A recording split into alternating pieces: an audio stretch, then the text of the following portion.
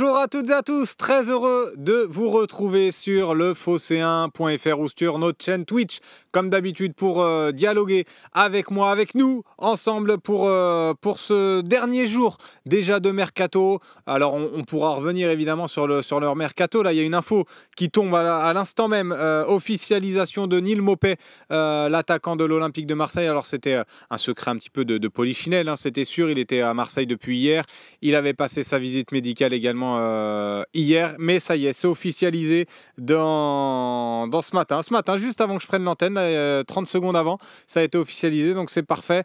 Ça va être sur le phocéen assez rapidement, puisque c'est Loïc qui a en même temps la réalisation qui s'en occupe. C'est l'homme à tout faire, il est au four et au moulin, comme on dit, notre ami Loïc Lachaud, donc c'est parfait.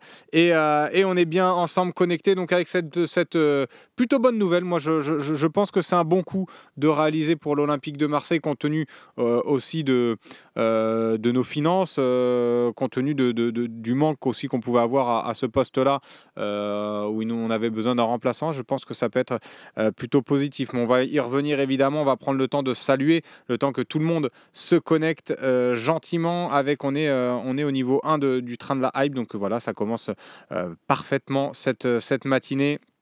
Alors, Moineau 30 qualifié pour Toulouse. Alors, ça va dépendre de plusieurs critères. Lui, apparemment, d'après ce que l'équipe disait, lui, il avait vraiment envie de jouer ce match et d'être dans le groupe et d'être disponible pour Toulouse. C'est encore possible si l'OM l'a enregistré hier. Parce que d'après ce que dit la Ligue, un joueur qui signe un contrat dans un nouveau club est qualifié 2 jours après l'envoi de son dossier. Donc si ça a été envoyé hier avec le cachet de la poste qui fait foi, donc si ça a été envoyé hier, puisqu'il a passé toute sa visite médicale, à mon avis ça a été bon hier, si tout a été fait hier, normalement il peut jouer samedi.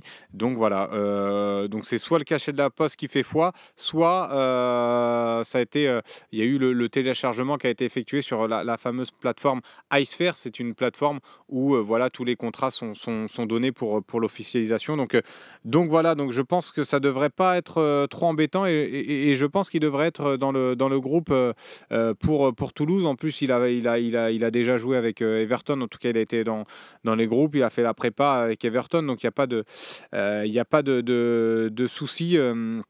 Il n'y a pas de souci, donc c'est 2 jours avant, c'est bien ça.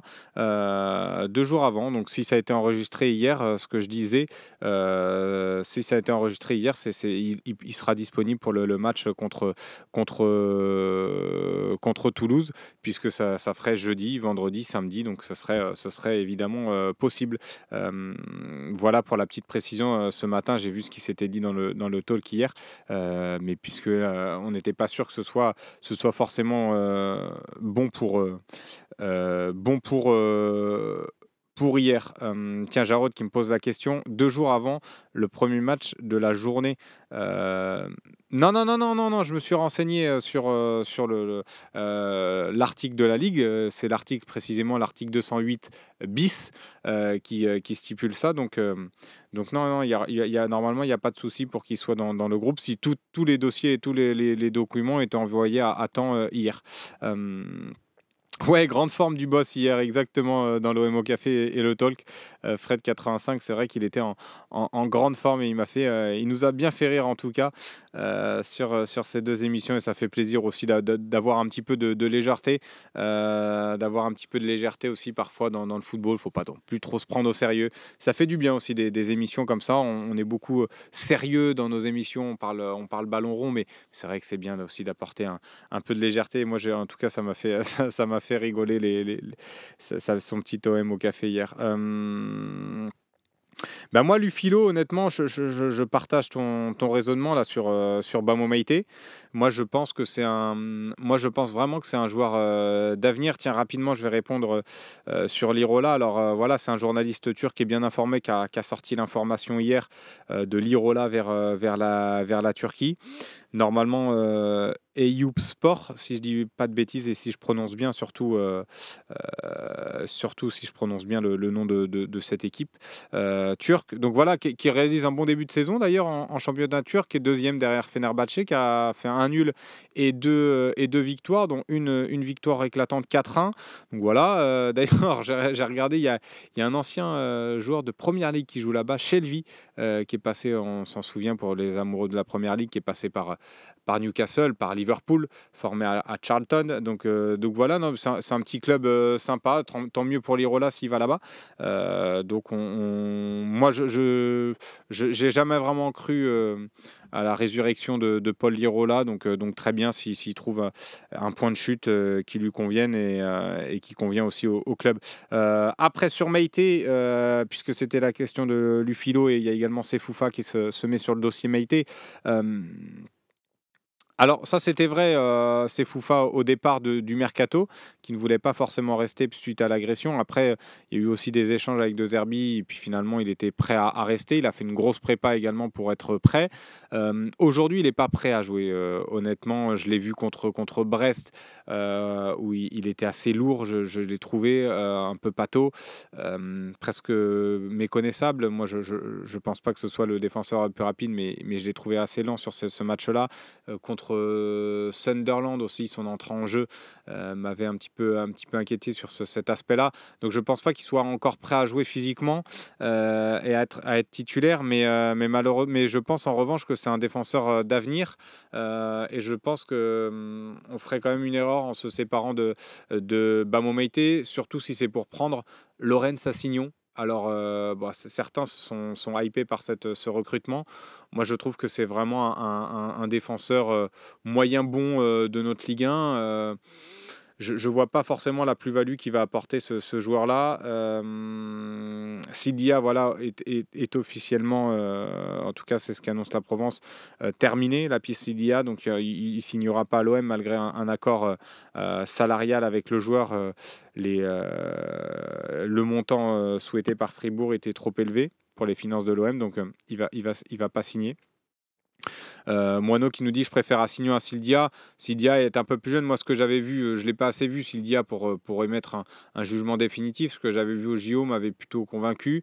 Je trouvais qu'il avait des qualités pour jouer dans notre défense. Assignon, c'est un défenseur que j'ai un peu plus suivi, un peu plus vu.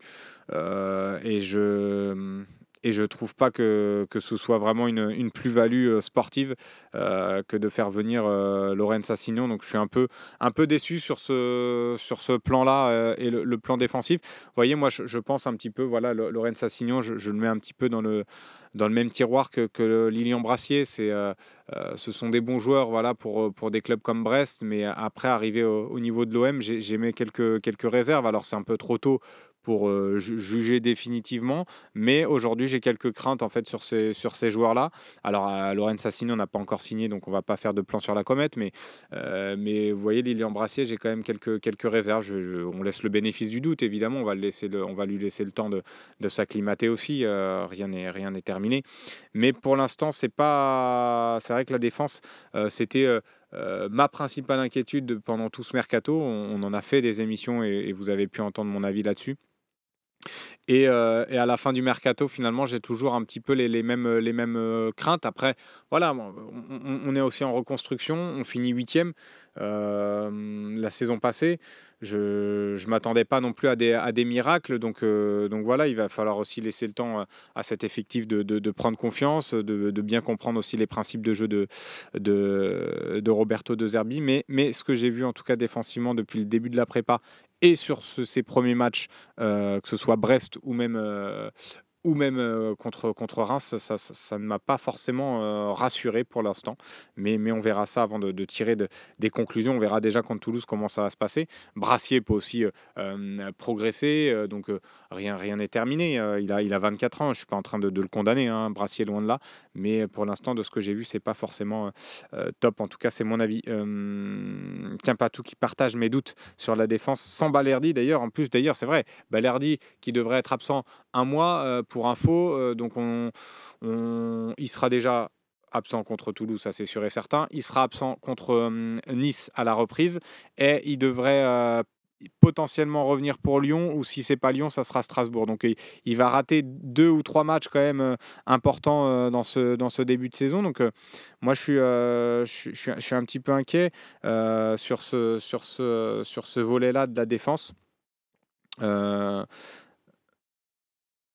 Mais merci en tout cas Davnav pour ton message, ça fait plaisir. Donc ouais, c'est la grosse tuile de ce mercato. C'est la grosse tuile de cette fin de mercato et de ce début de saison, là, la blessure de Balerdi. Après, je pense contre Toulouse, je pense qu'on peut, avec malgré tout Brassier, Cornelius, parce que je pense que moi c'est Cornelius qui jouera avec Brassier et Murillo. Je pense que ça peut tenir contre Toulouse, qui m'a pas non plus fait grande impression sur les 2 premiers matchs. Mais après, par la suite, contre Nice, qui va récupérer aussi Moukoko là, en attaque. Peut-être que ce sera des attaquants un peu plus vifs, un peu plus véloces. Ce sera peut-être plus dur contre Lyon, même si c'est une équipe qui est en difficulté. Peut-être qu'on aura un peu plus de mal. Donc voilà, c'est vrai que la blessure de Balerdi est pas forcément un bon signe. Ouais, Loulou Duvin, tu vois, Kondogbia, derrière, je suis pas forcément convaincu. C'est pas forcément son poste non plus de prédilection. Et je suis pas sûr que ce soit une solution viable, même pour remplacer Balerdi, honnêtement. Euh, un mot sur le cas Verretou, nous demande Sauna 13. Verretou, de toute façon, ça n'a pas forcément bougé pour lui, comme pour Chancel Mbemba. Donc là, Samuel Gigot, du côté des indésirables, va trouver son bonheur du côté de la Lazio de Rome. Donc ça, c'est un très bon choix, je pense, pour lui de carrière. Il va continuer à jouer en plus une Coupe d'Europe. Donc je trouve que c'est un bon choix. Et finalement, il a bien fait de refuser Trabzonspor pour aller dans un club beaucoup plus ambitieux. Donc c'est un bon choix pour lui et je lui souhaite bonne route. Après, sur le cas Verretou, ça n'a pas bougé. Il y a des intérêts de Rennes, ça on le dit depuis plusieurs jours.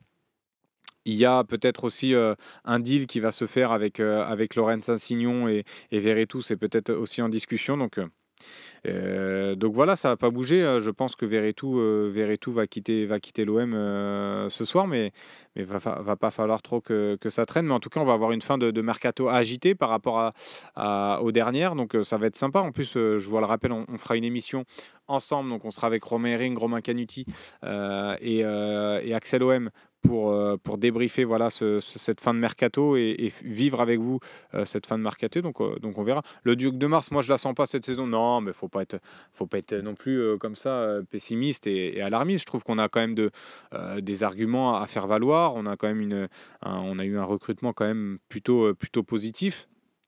Mais je rappelle, on est aussi en reconstruction, on est sur ce projet de 3 ans, donc il va falloir aussi être patient. Moi, je ne crois pas forcément au titre cette saison.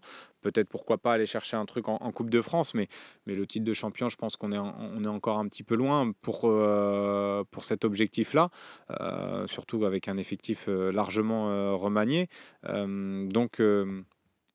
Donc voilà, mais je pense que on a fait un recrutement pour être dans les 3-4 premiers du championnat et retrouver la Ligue des Champions. Moi, je trouve que dans l'ensemble, c'est quand même un recrutement positif et ambitieux malgré tout. Donc, mais il va falloir attendre de voir aussi. Il faut que la mayonnaise prenne. Pour l'instant, tout n'est pas parfait. Moi, de ce que j'ai vu contre Reims, surtout la première période, je trouve qu'il y a des phases de jeu qui se mettent en place et qui sont plutôt intéressantes. Donc voilà. Non, la date de Nice, OM Nice n'est pas encore confirmée, Saïd. Elle n'est pas encore confirmée, la date de Nice. Pas grave, Friteuse 84, on est là, on est ensemble. Tu t'es arrivé un petit peu en retard, mais on va poursuivre cette émission de toute façon. Puis tu pourras te faire le début en replay, il n'y a pas de problème. On arrive au compte-goutte aussi, c'est ça l'émission. Et puis si jamais il y a des sujets que vous voulez réaborder à nouveau, je peux faire une petite précision. Koff qui nous dit, est-ce que tu penses que Greenwood peut jouer en 10 avec Enrique et Rose sur le côté? Moi, franchement, alors je sais que ça va pas plaire dans le chat et vous allez me targuer d'être un anti-Enrique, mais je pense pas que Luis Enrique sur le côté gauche titulaire soit aussi une solution viable. je trouve qu'il prend pas assez de risques, il est pas assez décisif non plus, il est pas assez méchant pour l'instant. Donc je pense que dans la rotation, ça peut être pas mal. Et encore, je trouve pas que c'est un joueur, quand il va rentrer, il va vraiment te faire des différences. Greenwood en 10, pourquoi pas, mais non, mais moi Greenwood, je le laisserai sur un côté, il est très bien sur le côté. J'aime bien quand il rentre comme ça sur le pied gauche, je pense qu'il peut faire mal. Mais encore une fois, je l'ai dit et je le répète, il n'est pas encore à 100% physiquement. Quand il sera à 100%, je pense qu'il pourra faire très très mal et encore plus mal que ce qu'il fait. Pour l'instant, je suis d'accord avec ce qui se disait sur le talk l'autre jour. Je crois, il me semble que c'était Michel Aliaga qui en parlait très justement. Il descendait un peu trop bas à chercher les ballons. Moi, j'aime quand il est vraiment aux abords de la surface. Là, c'est un joueur qui peut faire vraiment énormément de différence. Et on l'a vu, hein, les actions dangereuses contre Reims, beaucoup viennent de lui. Donc, la passe pour Wai en première période, qui l'envoie en face à face avec Diouf. Il y a ce tir juste avant la mi-temps, pied gauche. Il y a ce but également du 2-2. Donc, non, voilà, je pense qu'il est en train aussi de monter en puissance. Là, ça fait 90 minutes, 2 fois 90 minutes qui fait pleinement. Tout n'est pas parfait dans son match. Il y a des moments où il a des absences, notamment dans le creux collectif qu'on a subi contre Reims en début de seconde période. Lui aussi, il était aux abonnés absents. Mais voilà, il va monter en puissance et je pense que sur le côté droit, il peut faire mal. Bien, et je trouve qu'en plus, Harit est plutôt en jambes dans ce début de saison, même si j'ai un peu moins aimé son match contre Reims. Il est décisif, donc on ne va pas lui enlever ce mérite-là. Et je pense que voilà, il est en jambes et je trouverais ça dommage de l'enlever, surtout qu'il y a une connexion qui est en train de se créer, je trouve, entre Greenwood et Harit. Et si vous vous rappelez bien, j'en avais déjà parlé très tôt dans les matchs de préparation. Je trouvais que les deux joueurs se cherchaient, combinaient bien ensemble. Donc c'est des joueurs qui ont une affinité technique. Ça peut être intéressant aussi pour la suite, donc je toucherai pas à ça. Et même encore plus contre Toulouse, puisqu'on va rentrer aussi dans ce match-là. Je vois Didier Blockback qui dit tu touches pas à moi Emerick. Je vais être obligé de fracasser Harit. Moi, j'ai rien contre Harit, c'est pas mon chouchou, c'est loin de là, mais en tout cas, forcé de constater que ce début de saison est plutôt positif, qui n'apporte rien malgré son but accidentel. Chacun son avis sur Harit. Moi, je suis pas là pour être un supporter de Luis Enrique ou un supporter d'Amin Harit. Je juge les prestations le plus objectivement possible. Et voilà, donc non, sur ce début de saison, je ne changerai pas Harit. Et justement, Didier Drogba, contre Toulouse, je laisserai quand même Luis Enrique. Parce que je pense que en sortie de banc, Jonathan Rowe peut apporter beaucoup plus que justement Luis Enrique. Jonathan Rowe qui vient tout juste aussi d'arriver, Luis Enrique qui a fait toute la prépa avec Roberto De Zerbi, qui a bien compris aussi le style de jeu de De Zerbi. Donc moi je laisserai Luis Enrique sur ce match-là encore une fois titulaire, et puis faire rentrer Rowe. On a vu sa capacité à être décisif quand il rentre et à piquer quand il rentre. Donc moi je resterai là-dessus sur l'attaque contre Toulouse. Après je pense que dans la saison, ça sera une autre affaire. Ouais, je suis d'accord avec toi sur le message. J'ai vu passer un message.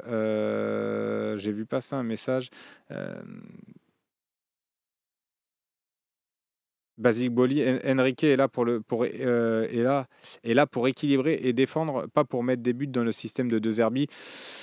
Ouais, je sais pas. Non, je pense qu'il est quand même là pour aussi être un peu plus décisif dans les zones de vérité, provoquer un peu plus aussi. Non, je pense pas que Roberto De Zerbi soit forcément satisfait de son rendement. Alors oui, mais il est discipliné. Hein, c'est un joueur discipliné, on peut pas lui reprocher. Et c'est pour ça sur ses deux premiers matchs et surtout sur son match contre Reims, on peut pas dire que Luis Enrique fasse un mauvais match. peut pas dire qu'il fait un bon match non plus. Donc, c'est pas un joueur qui t'apporte vraiment quelque chose, un plus offensivement. Alors qu'on a vu quand Rowe est rentré, tout de suite, on a vu la différence. Et encore une fois, Rowe, il va falloir attendre avant de le voir. Il va falloir attendre un peu plus de matchs pour le juger. Mais en tout cas, dans ses qualités, dans ce qu'il a montré, beaucoup plus de percussion, beaucoup plus rapide, beaucoup plus véloce. Beaucoup plus incisif. Donc voilà mon avis sur ces deux joueurs. Euh, Oui, c'est vrai que pour le coup, son centre contre Reims pour la tête de Huawei était très beau de Luis Enrique, mais c'est pas suffisant pour un joueur offensif d'avoir une ou deux actions par match. Et c'est ce que je reprochais l'année dernière à Ismail Assar, par exemple. Certains pouvaient être satisfaits de son rendement et me disaient oui, mais c'est ça, Ismail Assar, on l'a pris pour qu'il soit un peu. On savait très bien il allait avoir du déchet.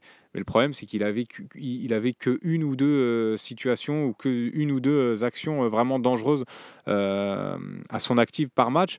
C'était pas suffisant pour moi, pour un joueur de sa catégorie et pour un joueur de l'Olympique de Marseille qui joue sur le couloir. Donc voilà pourquoi j'émettais de grosses réserves sur la saison d'Ismail Assar et j'étais déçu de la saison d'Ismail Assar. Donc ce que j'ai reproché à Assar, je vais aussi le reprocher à Luis Enrique cette année. Euh, non, oui, le noob Luis Ocampos était beaucoup plus. C'était pas du tout le même joueur que Luis Enrique. Déjà dans l'abattage, c'était différent. Dans sa faculté à provoquer, dans sa faculté à marquer des buts, à être décisif, c'était autre chose. Alors il a fallu du temps à Luis Campos. À, à Lucas Ocampos pour marquer et pour être vraiment décisif et un joueur important de l'OM. Donc peut-être qu'il faudra aussi être patient sur Luis Enrique, mais à l'heure actuelle, non, tu peux pas me dire que Luis Enrique c'est du même niveau que ce qu'on a connu au Campos sur la fin. Non, ça c'est pas possible. Euh, Ouais, voilà, je suis d'accord avec Monsieur John. Il manque un peu de provocation, de percussion. Peut-être qu'il perd, il a peur peut-être de perdre trop la balle, mais se prendre un compte, oui, peut-être. Alors après, si tu joues avec la peur, tu peux pas non plus être titulaire du coup à l'OM. Donc on en revient là. Euh, Ouais, Cosp, pour le coup, parce qu'on va passer à autre chose que Luis Enrique. On n'est pas là pour faire que du Luis Enrique, évidemment.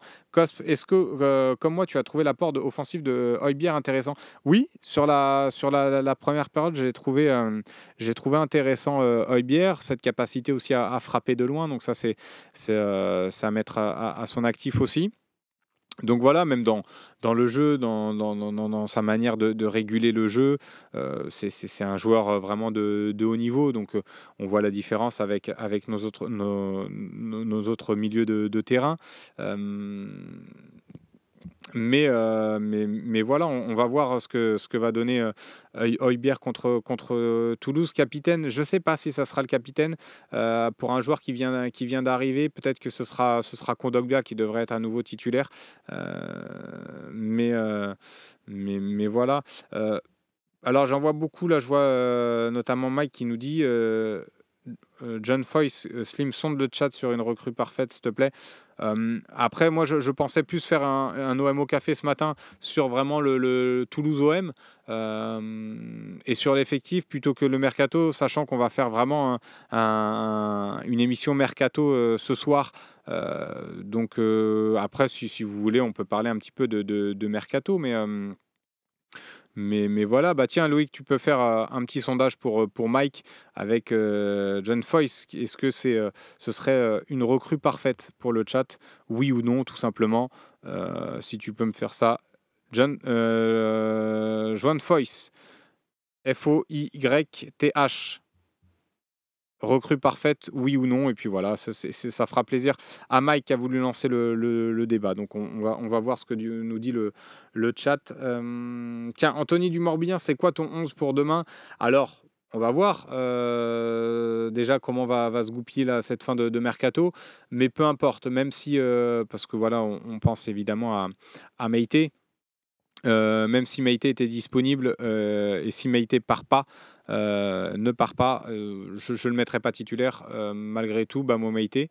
Donc je partirai sur une défense Murillo, toute façon, il n'y a pas beaucoup de choix non plus. Murillo, Cornelius Brassier, Merlin,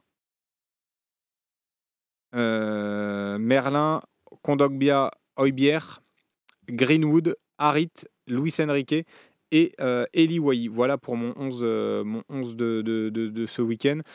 Oui, Yaya 81, Mopes, c'est bien officiel. On a ouvert l'émission là-dessus. Peut-être que tu nous rejoins tout juste. Donc voilà, mais tu as raison de l'annoncer. Mais on ne l'a pas loupé cette info. Mopes, c'est officiel. Évidemment. Donc voilà pour le petit.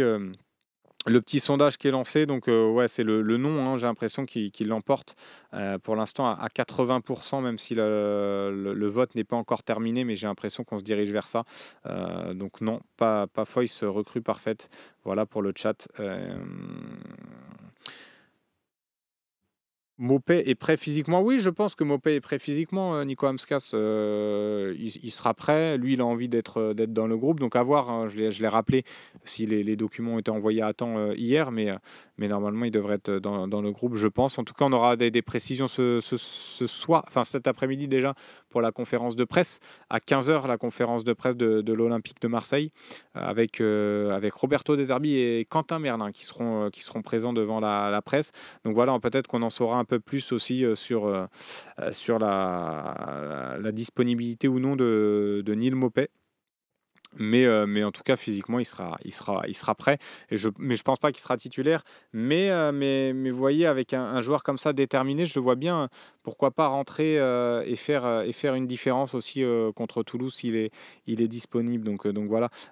Et donc oui, c'est bien le nom qui l'emporte à 77%. Name, merci pour ton message. Réponse du sondage, non à 77%. Ouais, Hummels, bizarre que Longoria ne tente pas le coup. Alors, Hummels, il devait signer à la Real Sociedad. Tout était prêt, tous les papiers étaient bons. Normalement, ça devait se faire. Et finalement, il a fait faux bond. Et pour des raisons familiales. Alors, s'il n'est pas allé à la Real Sociedad pour des raisons familiales, je pense qu'il a refusé cette destination pour rester peut-être en Allemagne et auprès de sa famille. Donc, je ne le vois pas forcément venir à l'OM s'il a refusé pour des raisons familiales à la Real Sociedad. Donc je pense que c'est pas forcément une piste possible pour l'OM. Pour Koné, voilà, justement, on verra ça. J'essaierai de me renseigner également à la conférence de presse pour Fefe Zikmu qui me pose le message pour Koné, est-ce qu'il sera dans le groupe. On en saura plus vraiment cet après-midi. Donc voilà. En arrière droit, Slim, tu prends qui? Moi, j'aurais pris Moineau, j'aurais pris Sidia. Honnêtement, j'aurais pris Sidia. Je voyais, en tout cas, sur les matchs que j'ai vus de lui, des qualités athlétiques, bon dans le jeu aérien aussi, qui est capable qui a une marge aussi de progression. C'est sûr que c'est pas le défenseur qui va le plus se projeter, mais je trouve un peu plus sûr défensivement que peut l'être par exemple Murillo. Donc voilà, moi c'est le défenseur que j'aurais pris. Donc sinon là, j'ai pas forcément d'idée, mais je suis pas forcément emballé non plus par la piste. Je suis pas forcément emballé par la piste à Signon. Oui, par contre, oui, sur la finale des JO, il a fait un mauvais match. Après, sur le reste, je trouve que je ne vais pas le juger que sur un match. Et sur sa finale, c'est vrai qu'il est passé à côté, comme beaucoup de joueurs français. Mais sinon, sur le reste de ces JO, j'ai trouvé plutôt convaincant. Mais encore une fois, comme je l'ai dit en début d'émission, je ne l'ai pas vu assez pour émettre de jugement. Là, je le juge sur quelques matchs que j'ai vus de lui. Je lui ai vu des qualités qui auraient pu nous apporter quelque chose cette saison. Mais voilà. Et en tout cas, défensivement. Mais peut-être que oui, finalement, c'est pas le bon joueur que moi, je vois pour l'instant. Oui, trop cher pour nos finances pour l'instant. Après, c'est vrai qu'on a beaucoup dépensé, même s'il y a eu des prêts avec option d'achat. Il faut aussi garder un certain équilibre financier, donc il ne faut pas non plus faire n'importe quoi. Il y aura cette aussi volonté de se qualifier et cette importance de se qualifier pour une Coupe d'Europe et la Ligue des Champions. Donc on verra. Mais je le trouvais intéressant en tout cas, Sidia, voilà. Mais je sais que il fait pas l'unanimité dans le chat. Bah, je vois Charlie Bobine qui met Sidia bof. Ouais, mais en tout cas, moi, de ce que j'avais vu de lui et des pistes qu'on avait annoncées, je trouvais que c'était la plus intéressante. Et comme le dit Friteuse, et comme on l'a déjà dit dans l'émission, la piste a été abandonnée.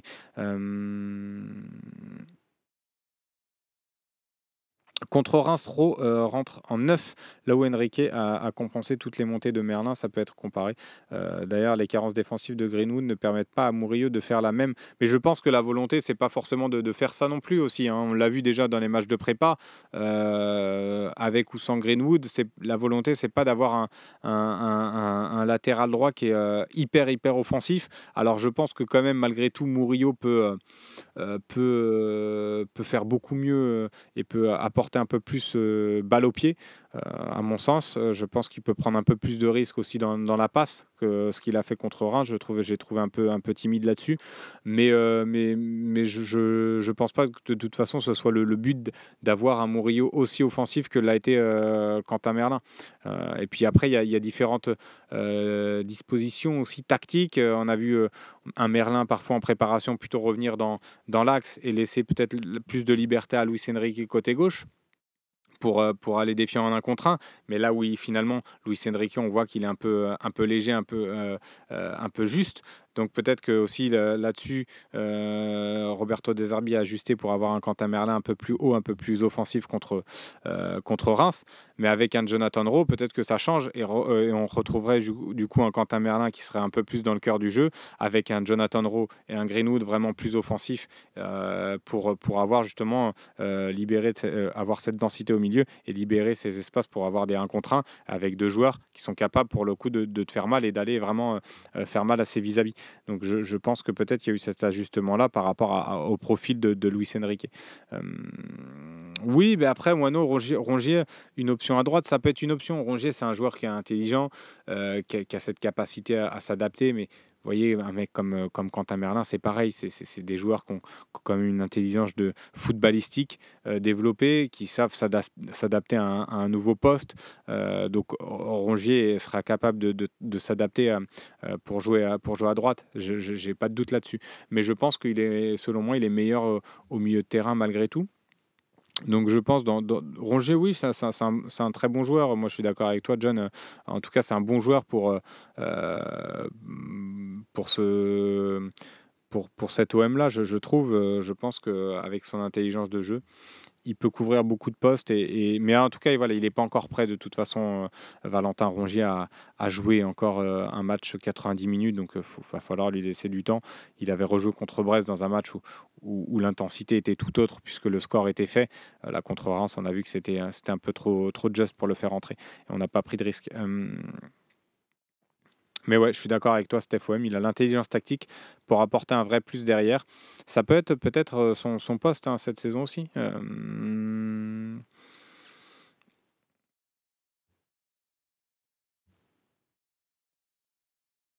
Tiens, qu'est-ce que nous dit? Je dois vraiment. Ouais, vous emboucanez pas dans le chat.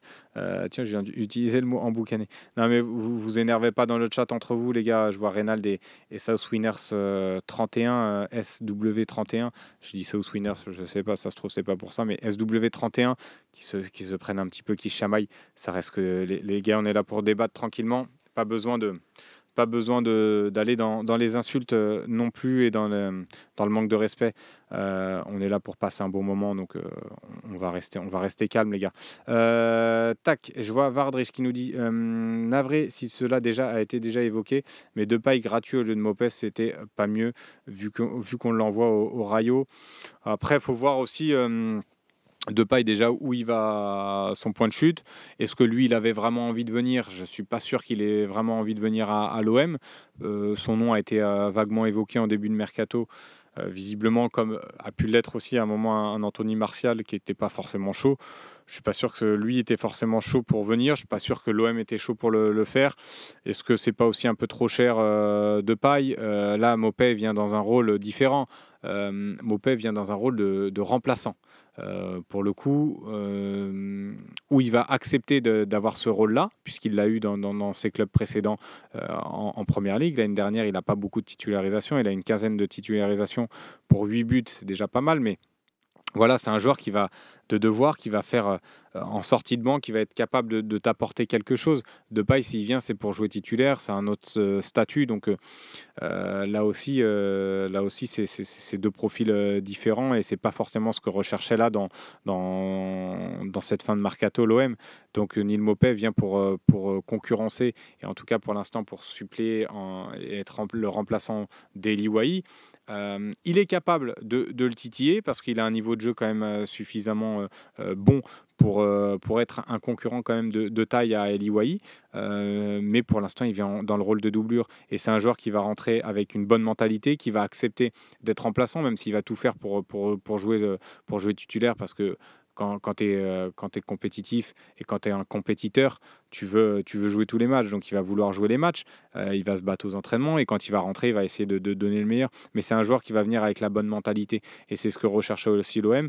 Lui, il avait envie de venir, donc voilà, tous les critères étaient au rendez-vous. Donc moi, je pense que dans ce rôle-là, Neil Maupay coche toutes les cases et je pense qu'il va en surprendre plus d'un. Alors, c'est vrai que beaucoup voulaient un nom un peu plus ronflant, mais il faut aussi savoir qu'on a beaucoup dépensé sur ce mercato-là. On a eu des Greenwood à 30 millions, des Eli Wahi également. On a beaucoup misé sur ces joueurs-là. Donc, on ne peut pas aller chercher un remplaçant avec un salaire beaucoup plus élevé que ce que va avoir Neil Maupay. Donc non, moi je pense que dans ce rôle-là, Neil Maupay va vraiment rendre des services et je pense qu'il va honnêtement en surprendre plus d'un et il est capable, en sortie de banc en tout cas, de t'apporter quelque chose par rapport à Moumbagna qui était le remplaçant de Wahi. Je pense qu'on gagne en tout cas en qualité là-dessus. Alex qui nous dit si ça devait en rester là, tu penses que l'effectif est complet pour la saison? En termes de nombre, oui. En termes de qualité, moi je le dis encore une fois, défensivement, je nous trouve un peu trop léger pour l'instant de ce que j'ai vu du début de saison et de la prépa pour l'instant, et même sur ce que j'avais vu de certains joueurs par le passé. Donc pour l'instant, je trouve on s'est un petit peu affaibli défensivement, mais en termes de nombre, en tout cas, je pense qu'on a l'équipe, on a un effectif suffisamment important et pléthorique pour jouer le championnat et la Coupe de France. Donc voilà, là-dessus, il n'y aura pas de souci. Après, en termes de qualité, moi, offensivement, je suis plutôt satisfait. Wahi, je pense que ça va finir par marcher. Greenwood, voilà, il va prendre encore plus de coffres. Il va être encore un peu plus décisif, je pense. Enfin, en tout cas, va être encore plus régulier dans ces matchs. Donc voilà, je suis aussi content que Harit reste pour avoir cette concurrence-là avec Carboni. Koné, je pense qu'il va aussi apporter quelque chose au milieu de terrain, un peu plus de vivacité, un peu plus de vitesse, avoir un joueur qui est capable aussi de casser les lignes, qui est aussi techniquement bon pour garder le ballon et sous la pression des adversaires. Donc non, je pense que le recrutement a été fait plutôt intelligemment. Mais défensivement, moi, c'est encore un petit peu c'est le bémol que je mettrais sur la qualité en tout cas.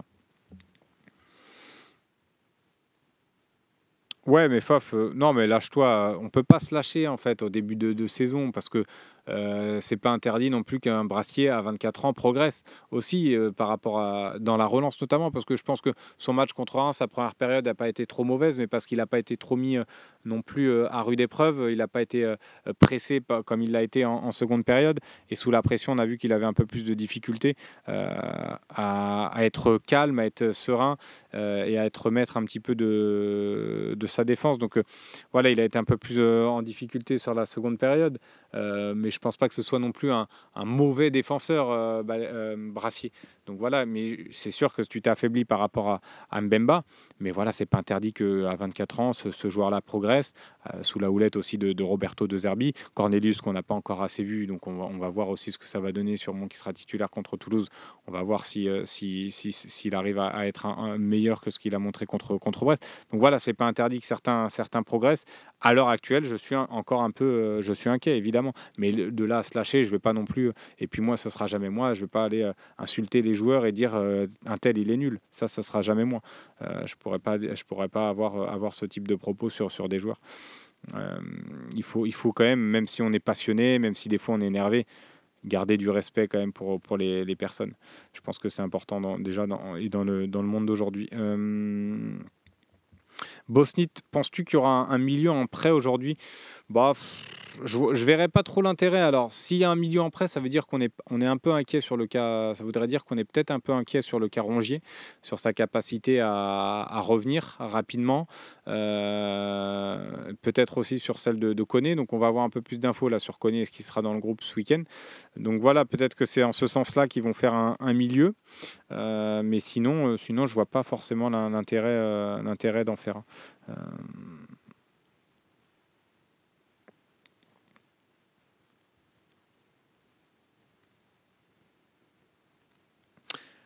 Et n'oublions pas que pour la plupart de nos jeunes joueurs, c'est leur premier match au Vélodrome. Voilà, non, mais il y a beaucoup de critères à prendre en compte. Moi, d'ailleurs, il y a une question que j'ai envie de poser. Et puis, il y a aussi un critère qu'il faut prendre en compte. C'est qu'aujourd'hui, Roberto De Zerbi, tiens, on va terminer là-dessus, après je vous ferai un petit quiz, c'est qu'aujourd'hui, Roberto De Zerbi est l'un des entraîneurs les plus cotés, on est tous unanimes pour le dire, l'un des entraîneurs les plus cotés d'Europe. L'OM fait partie des deux meilleurs clubs français, si ce n'est le meilleur. Donc aujourd'hui, quand les joueurs vont jouer contre l'OM, même s'ils sont plus faibles, peut-être intrinsèquement, ce match-là, ils vont le cocher dès le début du championnat, ils vont cocher, et l'entraîneur de Reims ou l'entraîneur de Toulouse va cocher l'OM parce qu'il va vouloir défier Roberto De Zerbi, et les joueurs vont vouloir briller contre l'Olympique de Marseille parce que c'est l'Olympique de Marseille. Et donc ces joueurs-là et ces clubs-là, ils vont être prêts à 100% quand ils vont jouer l'OM. Ils seront motivés à 100%, ils seront prêts physiquement à 100% et ils auront analysé tactiquement encore plus cette équipe de l'OM. Donc c'est aussi là, est-ce que dans l'approche psychologique des matchs, Roberto De Zerbi travaille ça avec ses joueurs? Est-ce que voilà, il a conscience de ça? Parce que lui, Roberto De Zerbi avait Brighton. Brighton, c'était pas un club qui était forcément attendu en première ligue. Sassuolo non plus. Après, bon, il a eu le Shakhtar qui est un gros club. Mais voilà, il y a aussi cette approche psychologique là où on a vu que l'OM ne peut pas se permettre d'avoir un trou d'air et n'est pas forcément assez fort aussi pour en avoir. Donc l'OM se doit d'être, si les clubs en face sont à 100%, se doit d'être à 150%. Donc c'est vrai que ce sera intéressant aussi d'avoir l'avis de De Zerbi si lui, il a pris en compte aussi cet aspect psychologique. Je pense que c'est un pan. Bien sûr, l'aspect tactique, c'est important et c'est primordial. On est très heureux qu'il soit là d'ailleurs, De Zerbi, pour pouvoir avoir tous ces débats tactiques. Mais je pense que le volet psychologique est aussi important aujourd'hui dans ce championnat-là et dans le foot d'aujourd'hui. Donc c'est vrai que ce serait intéressant d'avoir son avis à De Zerbi là-dessus. Ouais, Didier Drogba, ça a toujours été comme ça, mais encore plus, je pense, avec un coach comme Roberto De Zerbi, qui est le coach un peu hype du moment.